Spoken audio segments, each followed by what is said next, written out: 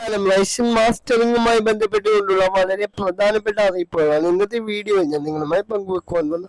October മാസം 8-ാം തീയതി വരെയാണ് റേഷൻ മാസ്റ്ററിങ്ങിന് വേണ്ടി സംസ്ഥാന സർക്കാർ സമയപരിധി നൽകിയിരിക്കുന്നത്. പൊതുവിതരണ കമ്മീഷൻ ഇത് സംബന്ധിച്ചുകൊണ്ടുള്ള ഉത്തരവ് ഇപ്പോൾ നിലവിൽ പുറത്തിറക്കിയിട്ടുണ്ട്. മുൻഗണനാ വിഭാഗത്തിൽ അനർഹരായിട്ടുള്ള ആളുകളും അതുപോലെ തന്നെ മരണപ്പെട്ട ആളുകളും ഉണ്ട് എന്നുള്ളതിനാണ് ഇതിന് കാരണമായിട്ട് അവർ പറയുന്നത്. വീണ്ടും റേഷൻ മാസ്റ്ററിംഗ് കൊണ്ടുവരുവാൻ വേണ്ടി കേന്ദ്ര സർക്കാർ തീരുമാനമെടുത്തിരിക്കുന്നത്. സംസ്ഥാനങ്ങളിലൊക്കെ മാസ്റ്ററിംഗ് കൃത്യമായി പൂർത്തിയാക്കിയ സമയത്തും കേന്ദ്ര സർക്കാരിന്റെ ഈ ഒരു തീരുമാനത്തോട് കേരള സർക്കാർ മുഖം തിരിച്ചു നിൽക്കുകയായിരുന്നു. ഇതിൽ മാസ്റ്ററിംഗ് പൂർത്തിയാക്കാത്ത ആളുകൾക്ക് ഭക്ഷ്യധാന വിഹിതത്തിലും അതുപോലെ തന്നെ സർക്കാർ സബ്സിഡിയിലും ഉള്ള കാര്യം കേന്ദ്രം അന്ത്യശാസനം നൽകിയപ്പോഴാണ് മാർച്ച് 15 മുതൽ സംസ്ഥാനത്ത് മാസ്റ്ററിംഗ് അനുവദിച്ചു നൽകിയിട്ടുണ്ടായിരുന്നത്.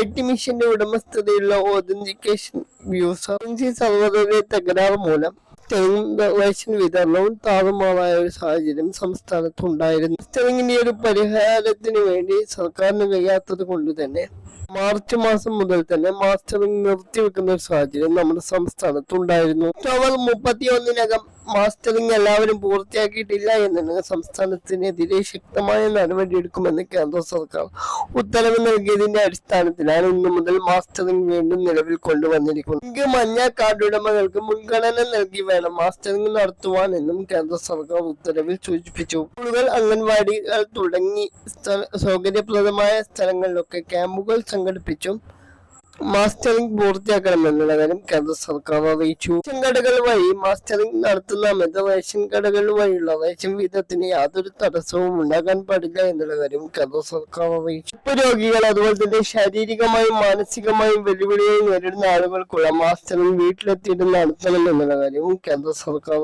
സൂചിപ്പിക്കുന്നുണ്ട്. സംബന്ധിച്ചുകൊണ്ടുള്ള അന്തിമ തീരുമാനം ഒക്ടോബർ മാസം 30-ാം തീയതി താലൂക്ക് സപ്ലൈ ഓഫീസുകൾ വഴി സപ്ലൈ ഓഫീസർമാരും നൽകുമെന്നും വിതരണ ഉപഭോക്തൃ കമ്മീഷന്റെ ഉത്തരവിൽ സൂചിപ്പിക്കുന്നുണ്ട്. മാസ്റ്ററിംഗ് നടപടികൾ പരിശോധിക്കുന്ന സെപ്റ്റംബർ മാസം 18 മുതൽ 20-ാം തീയതി വരെ 4-ാം തീയതി വരെ തിരുവനന്തപുരം ജില്ലക്കാണ് മാസ്റ്ററിംഗ് സമയപരിധി അനുവദിച്ചു നൽകിയിരിക്കുന്നത്. ഇതിലെ എല്ലാ അംഗങ്ങളും റേഷൻ കടയിൽ പോയി വേണം മാസ്റ്ററിംഗ് ചെയ്യേണ്ടത് നിർബന്ധം തന്നെയായിട്ടുള്ള ഒരു കാര്യം. ഒരുമിച്ച് പോയി മാസ്റ്ററിംഗ് ചെയ്യണമെന്ന് യാതൊരു നിർബന്ധവുമില്ല. മാസ്റ്ററിംഗ് ചെയ്യാൻ പോകുന്ന ആളുകൾ ശ്രദ്ധിക്കേണ്ട ഒരു കാര്യം, നിങ്ങളുടെ റേഷൻ കാർഡും അതുപോലെ തന്നെ നിങ്ങളുടെ ആധാർ കാർഡും നിങ്ങൾ കയ്യിൽ കൊണ്ടുപോകേണ്ടതായിട്ടുണ്ട്.